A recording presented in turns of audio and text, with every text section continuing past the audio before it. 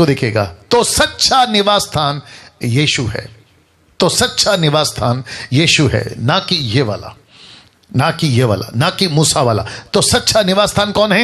यीशु है। अगर सच्चा निवास स्थान यीशु है तो मैं समझता हूं कि हमको उस निवास स्थान को समझना होगा जो मूसा लेके चला, और ताकि हम इस सच्चे को पहचाने कि कैसे परमेश्वर ने तब बात करी थी और कैसे अब बात कर रहा है, ताकि पूरी तरह से हमारी मसीहत मजबूत हो जाए और हम भी जान सके कि कितनी सच्चाई और कितनी रियलिटी है। आइए देखते हैं क्या क्या कनेक्शन है इन दोनों में। तो मैं फिर कहूंगा कि आप लोग तैयार हैं। अभी तक तो मैंने बेस डाला था, बेस समझते होंगे आप लोग, फाउंडेशन डाला था, अभी तो शुरुआत है। आइए देखते हैं क्या क्या कनेक्शन है इन दोनों में। एक ऐसा वचन जिसको मूसा के द्वारा परमेश्वर ने बताया, और मैं यहां से अभी आपके बीच में रखूंगा। निर्गमन की किताब 25:1 लिखा है, यहोवा ने मूसा से कहा। वचन 2, इस्राएलियों से यह कहना। क्या? आइए देखते हैं। लिखा है कि मेरे लिए भेंट लाएं, यानी कि ऑफरिंग, भेंट लाएं, जितनी अपनी इच्छा से देना चाहें उन्हीं सबों से मेरी भेंट लेना। इसका मतलब है कि ऑफरिंग जबरदस्ती ना तो तब था, ना अब है और ना कभी होगा। परमेश्वर को जबरदस्ती किसी का पैसा नहीं चाहिए। मैं जितने क्रिश्चियन हैं आज बोल रहा हूं, आप सभी को कह रहा हूं कि अगर कोई पास्टर, अगर कोई पादरी, अगर कोई बिशप, अगर कोई रेवरेंड, अगर कोई प्रभु का दास आपसे जबरदस्ती पैसा मांग रहा है, उसको नमस्ते कर दो, उसको नमस्ते कर दो। अगर आपको कोई कहता है कि देखो परमेश्वर आपके लिए आकाश के झरोखे खोल देगा, आप मुझे दो, तो उसको कहो कि सर ये बात प्रभु मुझसे बात करेगा तब दूंगा, लेकिन आपके जबरदस्ती से क्यों? किसी के जबरदस्ती से पैसा ना तो तब दिया गया था, ना अब दिया जाता है और ना कभी दिया जाएगा। तो मैं इसके सख्त खिलाफ हूं, क्योंकि बहुत सारे लोग लूटे जा रहे हैं, बहुत सारे लोगों को लूटा जा रहा है। परमेश्वर का नाम दिखाकर, परमेश्वर यीशु मसीह का ब्रांड बनाकर, यीशु का फोटो लगा दो तेल बिक जाता है, यीशु का फोटो लगा दो पानी बिक जाता है, यीशु का नाम रखो रुमाल बिक जाता है। और आपको पता है अभिषेक और अनॉइंटिंग को और पवित्र आत्मा को इतना सस्ता बना दिया है कि 10-10 हजार में इनकी प्रार्थना बिकती है। तो मैं वापस कहता हूं, खूब डांट लगाकर कहता हूं कि परमेश्वर ना तो तब जबरदस्ती चाहता था किसी का, ना अब जबरदस्ती चाहता है। तो लिखा है, यहोवा ने मूसा से कहा, इस्राएलियों से कहना कि मेरे लिए भेंट लाए, जितनी अपनी इच्छा से देना चाहे उन्हीं सबों से मेरी भेंट लेना, किसी से जबरदस्ती नहीं लेना। अब इसको देखो, लिखा है जिन वस्तुओं की भेंट उनसे लेनी है वे ये हैं, वे ये हैं, अर्थात सोना, चांदी, पीतल। वाह, वापस कहता हूं क्या लिखा है? सोना, चांदी, पीतल। सबसे इंपॉर्टेंट जो टबरनैकल में यूज होता था, एक ऐसी चीज के साथ में, मैं उसको रखूंगा अभी, उसके ऊपर या उसके द्वारा ये परमेश्वर का टबरनैकल बना, जिसको कहते हैं सोना, फिर कहते हैं चांदी और फिर कहते हैं पीतल। अब आप इसका वैल्यू कहां से आ रहा है? ऊपर से सीधा नीचे। सोना बहुत महंगा, उससे थोड़ा सस्ता चांदी, उससे थोड़ा सस्ता पीतल। तो इसका मतलब है कि यीशु कहां से आया? ऊपर से। तो नीचे की तरफ आ रहा है, नीचे की तरफ आ रहा है। तो सोना, चांदी, पीतल। वचन 4 लिखा है नीले, फिर लिखा है बेचैनी, और फिर लिखा है लाल का रंग, फिर लिखा है सूक्ष्म सनी का कपड़ा, और फिर लिखा है बकरी का बाल। तो इसका मतलब है, अब इसमें से 1 घंटा मेरे पास अभी बचा है, मैं सब कुछ नहीं सिखाऊंगा, लेकिन मैंने जैसे वादा किया है एक ऐसा दिन तय करूंगा, उसमें टोटल कट टू कट टबरनैकल का टीचिंग आपको दूंगा। लेकिन आज बहुत मसाला है, ये भी नहीं चूकना। तो नीले, बेचैनी और लाल रंग का कपड़ा और सूक्ष्म सन्नी का कपड़ा और बकरी का बाल, लाल रंग से रंगी हुई मेढ़ों की खालें, सुयुसों के खालें, बाबुल की लकड़ी। कौन सी लकड़ी? बाबुल की लकड़ी। सबसे इंपॉर्टेंट बाबुल की लकड़ी। बताऊंगा। फिर लिखा है वचन 6 में, उजियाले के लिए तेल, अभिषेक के लिए तेल के लिए, और सुगंधित धूप के लिए सुगंध द्रव्य, यानी कि आप जानते हैं जो जिससे धुआं उठता है। वचन 7 एपोद और चपरास के लिए सुलेमानी पत्थर और जड़ने के लिए मणि। अब आप देखिए सबसे पहला सोना, फिर चांदी, फिर पीतल, फिर उसके बाद में आप देख सकते हैं कि उसकी जो वैल्यू है ना, नीचे नीचे नीचे नीचे नीचे नीचे नीचे आते लकड़ी के पास पहुंची, और फिर लकड़ी से भी नीचे नीचे नीचे कहां पहुंची? पत्थर के पास। वाह, इसको जानबूझ के परमेश्वर ने रखा है। अब मैं आपको बताता हूं वचन 8 में क्या लिखा है, और मेरे लिए एक पवित्र स्थान बनाए कि मैं उनके बीच क्या करूं? ध्यान दीजिएगा, लिखा है उनके बीच निवास करूं। जो कुछ मैं तुझे दिखाता हूं, अर्थात निवास स्थान टबरनेकल, उसके और उसके सब सामान का नमूना, याद रखो नमूना, उसी के अनुसार तुम लोग उसे बनाना। तो इसका मतलब है कि परमेश्वर को क्यों चाहिए टबरनेकल? मनुष्य के बीच में रहने के लिए।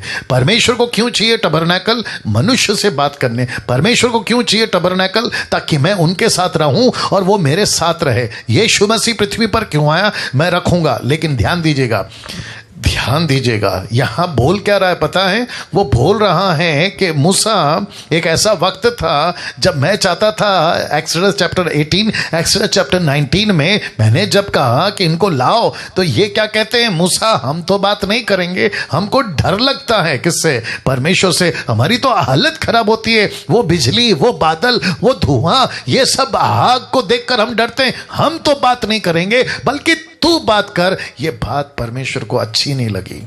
परमेश्वर ने कहा कि ओके, ये मुझसे डरते हैं, मैं इनके बीच में उतरूंगा। Come on, get ready now.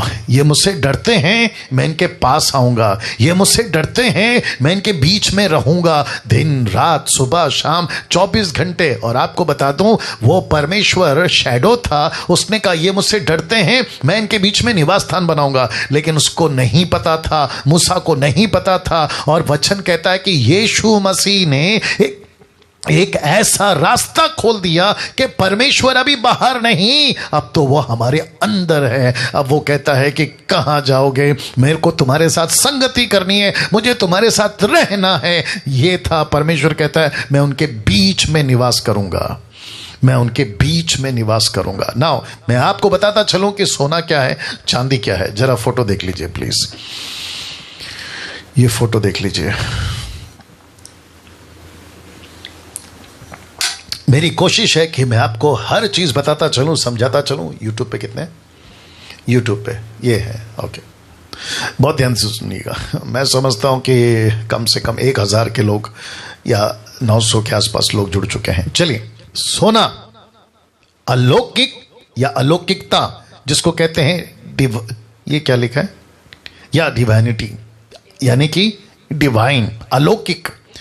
चांदी छुटकारा, जिसको कहते हैं रिडेम्पशन। सोना किसको दर्शाता है? अलौकिकता, डिवाइन या डिवाइनिटी। ये चांदी किसको दर्शाता है? छुटकारा। ये परमेश्वर ने क्या कहा था? सबसे पहला क्या चाहिए? वापस रखता हूं, सोना, चांदी, पीतल। तो यहां सोना का मतलब है अलौकिकता, डिवाइन। चांदी का मतलब क्या है? छुटकारा, रिडेम्पशन। और पीतल जो दर्शाता है दुख उठाना, सफरिंग। और सबसे ज्यादा इस टबरनेकल में आप कहीं पे भी, जब मैं इसकी फुल टीचिंग दूंगा, तो सबसे ज्यादा पीतल ही इस्तेमाल हुआ है, पीतल ही इस्तेमाल हुआ है।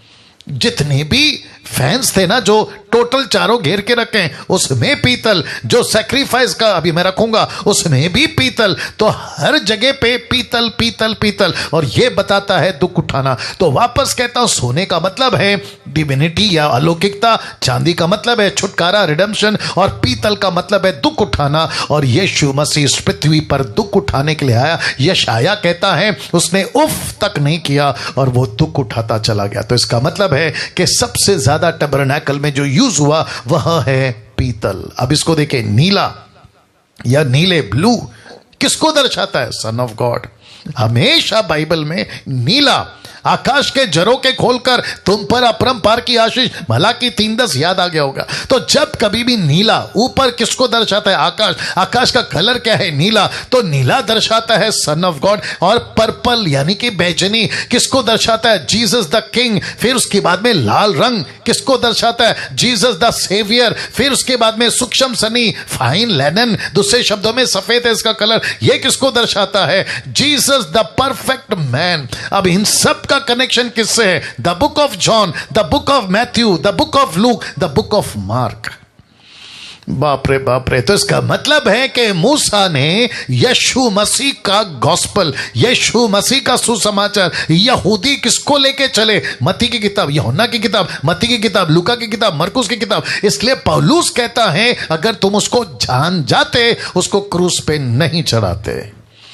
दिक्कत की यही बात है कि यहूदी यीशु को नहीं जाने। दुख की बात क्या है पता है? अभी तक नहीं जाने, अभी तक। This is the saddest part.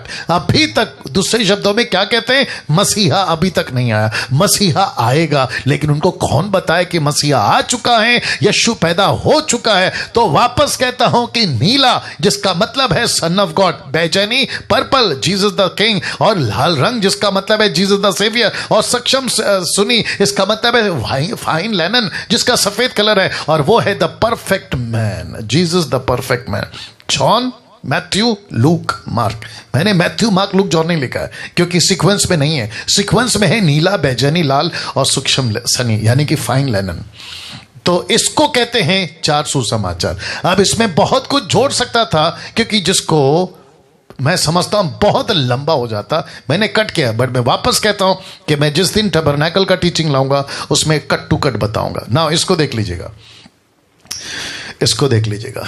The purpose of टबरनैकल, मैं इसके ऊपर बात करूंगा। द पर्पस ऑफ टबरनैकल लिखा है। क्यों कहा परमेश्वर ने निवास स्थान बनाने? क्यों कहा? Question mark.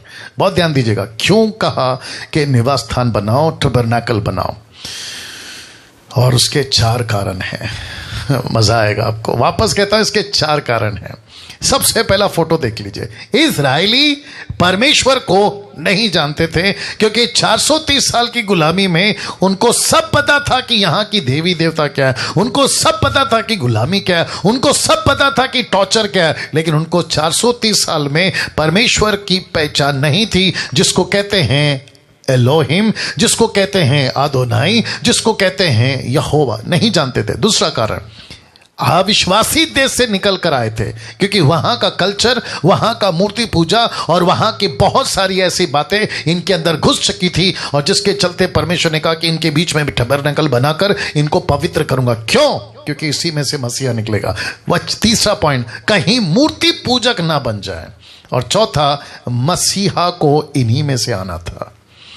तो जिसके चलते द पर्पस ऑफ टबरनैकल का ये चार कारण है। एक है इजरायली परमेश्वर को नहीं जानते थे ताकि वो जाने कौन? सच्चे परमेश्वर को। अविश्वासी देश से निकल कर आए थे तो परमेश्वर उनको बताना चाहता था कि सच्चा परमेश्वर कौन है। और तीसरा, जो परमेश्वर हर बार कहता था मूर्ति पूजा से बचो, मूर्ति पूजा से बचो, मूर्ति पूजा से बचो। और मैं आपको बता दूं कि जब संदूक यानी कि वाचा का संदूक को दिखाऊंगा उसका कनेक्शन मूर्ति पूजा से नहीं है, यह भी बताऊंगा।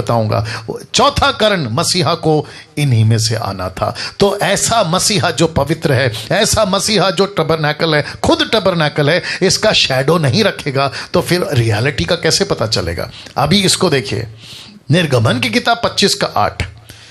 वाह जी, निर्गमन की किताब उसका 25 का 8। जानते हो क्या लिखा है? लिखा है और वे मेरे लिए लिखा है एक पवित्र स्थान बनाए कि मैं उनके बीच। अब फोटो देख लीजिए, उनके बीच, इनके चारों तरफ क्या है पता है? 6 लाख लोगों की आबादी, इनके आसपास दाएं बाएं लेफ्ट राइट चारों तरफ फैले हुए, और उनके बीच, मैं वापस कहता हूं, उनके बीच देख लीजिए एक ऐसा पवित्र स्थान कि मैं उनके बीच, लिखा है निवास करूं, उनके बीच मैं निवास करूं। वाह, उनके बीच निवास करूं। अब इसका कनेक्शन यीशु के साथ कैसा है? आइए देखते हैं। आप लोग तैयार हैं? मैं सबको पूछ रहा हूं, जितने जूम पे हैं, फेसबुक पे हैं, यूट्यूब पे हैं, मैं वापस कह रहा हूं, जितनी ताकत है ना आपके अंदर, आज उसको ले लीजिएगा।